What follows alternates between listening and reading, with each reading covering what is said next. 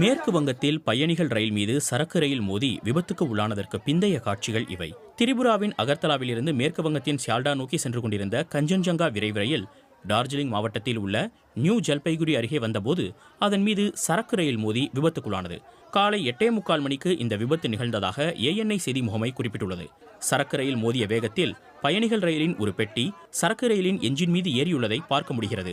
சரக்கு ரயிலின் பல பெட்டிகளும் தடம் புரண்டுள்ளன. இந்த விபத்தில் 8 பேர் உயிரிழந்ததாகவும் சுமார் 25 பேர் காயமடைந்ததாகவும் வடகிழக்கு ரயில்வே மண்டல அதிகாரி சபயாகாச்சி தே கூறியுள்ளார்.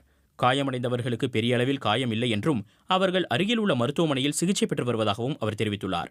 சரக்கு ரயிலின் ஓட்டுநர், உதவி ஓட்டுநர் மற்றும் கஞ்சன்ஜங்கா விரைவு ரயிலின் கார்டு ஆகியோர் உயிரிழந்திருப்பதாக ரயில்வே வாரியத்தின் தலைவர் மற்றும் தலைமை